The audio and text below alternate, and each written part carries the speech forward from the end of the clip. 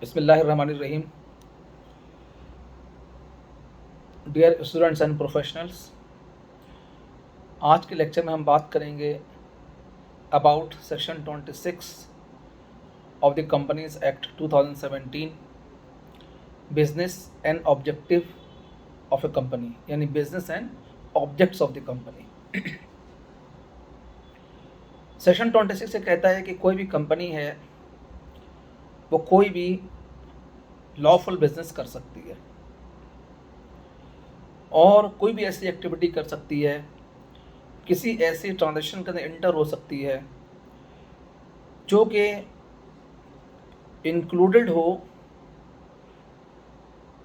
With the objective of the company, with attaining the objective of the company.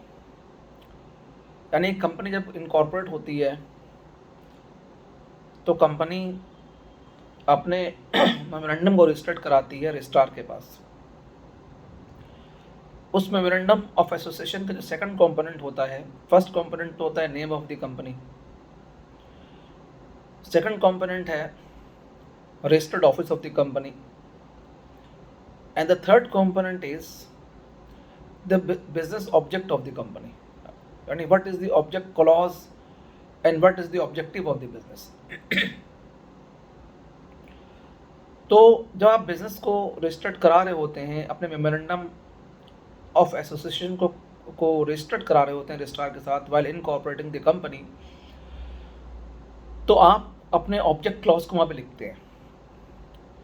तो section 26 इसके बारे में guideline provide करता है कि जब ऑब्जेक्ट क्लॉज को आप डिफ़ाइन करेंगे तो आप किस तरह से डिफ़ाइन करेंगे, क्या चीज़ें लिखेंगे, और ऑब्जेक्ट जो बिज़नेस का जो ऑब्जेक्ट है वो आपको बिज़नेस के को करने में किस तरह से फैसिलिटेट करता है।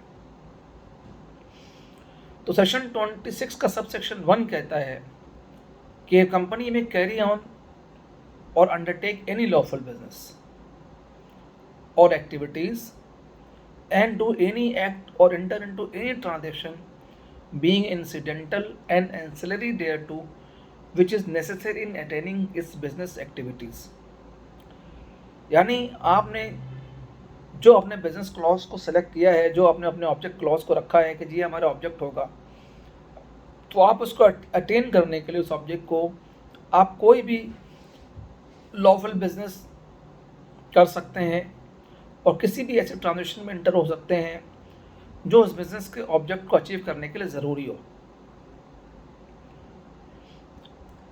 लेकिन अब जाहिर है कि इसमें एक मसला ये होता है, मैं एग्जांपल दे देता हूँ कि एक कंपनी टेक्सटाइल के लिए रजिस्टर्ड हुई और उसने कहा कि जी हम जो है वो टेक्सटाइल स्पिनिंग या टेक्सटाइल वीविंग क्या कहते हैं हमारा बिजनेस ऑब्जेक्ट होगा।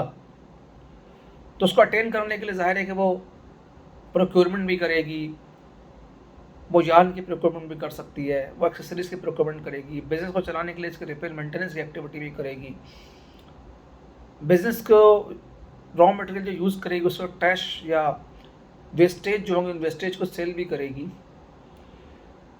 इंपोर्ट भी कर सकती है, एक्सपोर्ट भी कर सकती है। तो सेक्शन 26 से कहता है कि अपने बिजनेस ऑब्जेक्ट को अटेंड करने के लिए वो किसी भी ऐसे ट्रांजेक्शन में इंटर हो सकती है जो कि इंसिडेंटल एंड एंसिलरी हो which is attaining in the business activities. लेकिन सेक्शन 26 कुछ प्रोविजो लगाता है कि जाहिर है कि जब आप बिजनेस कर रहे होंगे तो सबसे पहला काम तो ये करना पड़ेगा कि आपको अपने प्रिंसिपल लाइन ऑफ बिजनेस को डिफाइन करना पड़ेगा कि आप जितनी सारी एक्टिविटी करेंगे उन तमाम एक्टिविटीज़ के अंदर मेन बिजनेस क्या होगा। तो प्रोविजन कहता है कि the principal line of business of the company shall be mention in the memorandum of association of the company which shall always commensurate with the name of the company.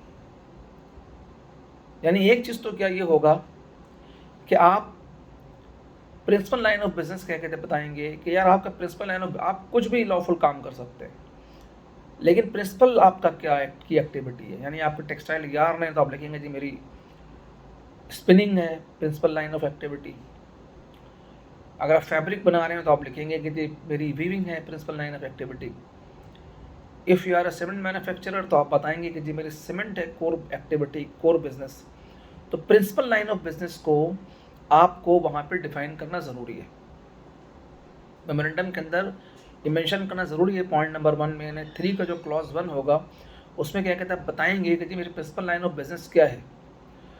और दूसरा ये कि जो प्रिंसिपल लाइन ऑफ बिजनेस है वो company के नाम के साथ रिफ्लेक्ट होनी चाहिए। जैसे manual advertising and marketing private limited है, तो अपने नाम से पता लग रहा है कि manual advertising and private marketing private limited का जो प्रिंसिपल लाइन ऑफ बिजनेस है वो एडवर्टाइजिंग एंड मार्केटिंग है। इस तरह से star marketing private limited, star marketing के नाम से क्या कहते लग रहा है कि ये स्टार मार्केटिंग का जो प्रिंसिपल लाइन ऑफ बिजनेस है वो मार्केटिंग है। अब उस मार्केटिंग ऑब्जेक्टिव को अचीव करने के लिए स्टार मार्केटिंग बहुत सारे काम कर सकती है। वो एडवर्टीजमेंट भी कर सकती है, वो क्या कहते हैं प्रमोशनल एक्टिविटीज़ भी कर सकती है, वो P2P सेलिंग भी कर सकती है, ये G2G सेलिंग भी कर सकती है। उस जो भी अपने स्टार मार्केटिंग के बिजनेस का जो भी ऑब्जेक्टिव है उस ऑब्जेक्टिव को अचीव करने के लिए कुछ भी कर सकती है। तो सबसे पहले क्या कहते हैं, मेमोरेंडम के अंदर आपको प्रिंसिपल लाइन ऑफ बिजनेस को डिफाइन करना है और वो प्रिंसिपल लाइन ऑफ बिजनेस आपके नाम के साथ रिफ्लेक्ट होना चाहिए। जैसे चिराट सीमेंट कंपनी लिमिटेड है तो पता है कि चिराट का जो बेसिक बिजनेस है वो सीमेंट मैन्युफैक्चरिंग है, ठीक है ना। प्रोविजो का जो सेकंड प्रोविजो वो कहता है कि any change in the principal line of business shall be reported to the registrar within 30 days from the date of change on the form as may be specified, and registrar may give direction of change of name if it is in violation of this section।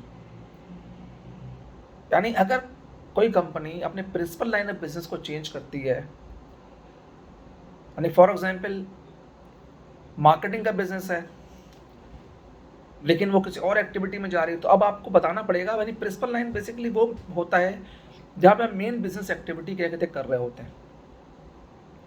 तो अगर आप principal line of business को change कर रहे हैं तो within 30 days registrar को intimate करना पड़ेगा। और अगर आप एक कंपनी का name principal line of business से कोहेरेंस नहीं है, इन लाइन विद नहीं है, तो रजिस्ट्रार आपको डायरेक्शन देगा कि जी आप अपने नाम को चेंज करें और आप अपने नाम को प्रिंसिपल लाइन ऑफ बिजनेस के हिसाब से करें। कंपनी एक्ट का सेक्शन 26 जो है प्रिंसिपल लाइन ऑफ बिजनेस को डिफाइन भी करता है कि what is the principal line of business. वो कहते हैं principal line of business means the business in which substantial assets are held और likely to be held or substantial revenue is earned or likely to be earned by a company whichever is higher। यानी company के substantial assets या तो principal line of business से belong करने चाहिए या क्या कहते हैं कंपनी की जो रेवेन्यू है वो प्रिंसिपल लाइन ऑफ बिजनेस से होना चाहिए। दोनों में से कोई भी क्या कहते हैं हायर होना होगा। तो जो चीज़ हायर होगी, अगर एसेट्स हायर हैं या रेवेन्यू हायर है, तो उसी के लिहाज से प्रिंसिपल लाइन ऑफ बिजनेस क्या कहते हैं डिफाइन होगा। सेक्शन 26 का सब सेक्शन 2 कुछ बिजनेस को प्रोहिबिट करता है। जैसा कहता है कि जी कि ये काम ये बिजनेस क्या कहते हैं जो कंपनी रजिस्टर्ड होंगी सेक्शन 26 के तहत अपने मेमोरेंडम को फ्रेम करेंगी, ऑब्जेक्टिव क्लॉज को बनाएंगी, वो ये बिजनेस नहीं कर सकते। कोई ऐसा बिजनेस जो प्रोहिबिटेड बाय एनी लॉ हो for the time being in force in Pakistan, यानी ऐसा कोई बिजनेस जो पाकिस्तान ने मना हो। गैम्बलिंग का बिजनेस है, आप नहीं कर सकते, पाकिस्तान लॉ के तहत प्रोहिबिट है। कैसीनो है, आप नहीं कर। इस तरह जो भी बिजनेस है, अगर ऐसा बिजनेस कोई है जो पाकिस्तानी लॉ के तहत अगर प्रोहिबिट है तो वो बिजनेस नहीं कर सकते। उसके अलावा restrict by any law, rules, regulation unless necessary license, registration, permission or approval has been obtained or compliance with any other condition has been made। या आपको लॉ को रिस्ट्रिक्ट करता है कि आप कोई बिजनेस उस वक्त तक नहीं कर सकते जब तक आपने किसी स्पेसिफिक लॉ, रूल्स और रेगुलेशन के तहत उस बिजनेस को करने का लाइसेंस हासिल ना कर लिया हो। जैसे बैंकिंग कंपनी है, अगर आप बैंकिंग कंपनी को इनकॉर्पोरेट कराना चाहते हैं तो पहले आपको SBI से अप्रूवल लेनी पड़ेगी। SBI अगर आपको बैंकिंग कंपनी फॉर्म करने का लाइसेंस देगा तो रजिस्ट्रार आपको बैंकिंग कंपनी रजिस्टर्ड करेगा अंडर द कंपनीज एक्ट। इस तरह इंश्योरेंस बिजनेस है, अगर आप इंश्योरेंस कंपनी बनाना चाहते हैं, इंश्योरेंस ब्रोकर के हैसियत से काम करना चाहते हैं, इंश्योरेंस सर्वेयर्स का बिजनेस करना चाहते हैं, तो पहले क्या कहते हैं आपको अप्रूवल लेनी पड़ेगी। पर्टिकुलरली इंश्योरेंस ब्रोकर और इंश्योरेंस नॉर्मली केस के अंदर ये होता है कि जब आप कंपनी को अप्लाई करते हैं तो चूँकि ये कमीशन के डिविजन्स हैं, यानी इंश्योरेंस को SSCP डील करता है, तो नॉर्मली होता ये है कि आप जब रजिस्ट्रार के पास अप्लाई करते हैं बिजनेस करना है तो वो रजिस्ट्रार इंटरनली खुद ही कमीशन से पूछ लेता है कि जी इसको रजिस्टर्ड करूँ कि नहीं करूँ, और बाज़ अगर कोई कॉम्प्लिकेशंस होती हैं तो आपसे कहता है कि जी कमीशन से आप NOC ले आएँ। लेकिन जो आउटसाइड ऑर्गेनाइजेशन है बैंक, स्टेट बैंक का जो बैंक का रेगुलेटर स्टेट बैंक है, तो SSCB कहता है कि जी पहले NOC स्टेट बैंक से लेकर आएँ। या इस तरह से नॉन बैंक फाइनेंशियल इंस्टीट्यूशंस है, NBFC सेक्शन 282 A से B से A से जो कंपनी स्टार्ट होती हैं, अगर 282 के प्रोव्यू के अंदर क्या कहते हैं नॉन बैंक फाइनेंशियल इंस्टीट्यूशन की कोई कंपनी आ रही है 282A में, तो जब आप नॉन बैंक फाइनेंशियल इंस्टीट्यूशन मुदारबा, leasing, house finance companies, mutual fund, asset management company, joint ventures, अगर ऐसी कंपनी क्या कहते हैं बनाना चाहते हैं म्यूचुअल कंपनीज, तो आपको पहले इसके लिए लाइसेंस ऑब्टेन करना पड़ेगा, फिर आपको रजिस्ट्रार उसको रजिस्टर्ड करेगा। तो मैं कंक्लूड कर देता हूँ सेक्शन 26 को। सेक्शन 26 बेसिकली डील करता है with the object of the company, और ये कहता है कि आप कोई बिजनेस कर सकते हैं जो कि आपको ऑब्जेक्ट को अचीव करने में फैसिलिटेट करे। लेकिन वो ये कहता है कि एक प्रिंसिपल लाइन ऑफ बिजनेस आपको डिफाइन करना होगा, और प्रिंसिपल लाइन ऑफ बिजनेस का जो क्राइटेरिया है वो ये है कि मेजॉरिटी ऑफ द एसेट्स या मेजॉरिटी ऑफ द रेवेन्यू वहाँ से बिलोंग कर रही हो, रेवेन्यू वहाँ से जनरेट हो रही हो। दूसरी बात, जो सेक्शन कहता है कि अगर कोई कंपनी अपने प्रिंसिपल लाइन ऑफ बिजनेस को चेंज करती है तो 30 डेज के अंदर अंदर रजिस्ट्रार को अप्रोच करेगी, और रजिस्ट्रार क्या कहते हैं अगर नाम में चेंज करने की ज़रूरत हो, नेम में वो चाहता है रजिस्ट्रार का जी कोहेरेंस नहीं आ रही है, तो उसको आपको रजिस्ट्रार आपको डायरेक्शन दे सकता है। उसके अलावा कुछ प्रोविशंस हैं कि आप ऐसा बिजनेस नहीं कर सकते जो कि पाकिस्तानी लॉ के तहत आपको मना है, या ऐसा बिजनेस जिसके लिए कोई स्पेशल किसी रूल्स, लॉ, रेगुलेशन के तहत उसके रजिस्ट्रेशन के लिए परमिशन या अप्रूवल रिक्वायर्ड है, वो पहले क्या कहते हैं आपको ऑब्टेन करनी पड़ेगी। उसके बाद क्या कहते हैं रजिस्ट्रार आपकी कंपनी को इनकॉर्पोरेट करेगा और आपके मेमोरेंडम के ऑब्जेक्ट क्लॉज को रजिस्टर्ड करेगा। तो डियर स्टूडेंट्स, मुझे उम्मीद है कि आपको ये लेक्चर काफ़ी हेल्पफुल होगा। आप चाहते हैं कि अगर आपको हमारी ये मालूमाती वीडियो मिलती रहे तो हमारे चैनल को लाइक और सब्सक्राइब करें। Thank you very much.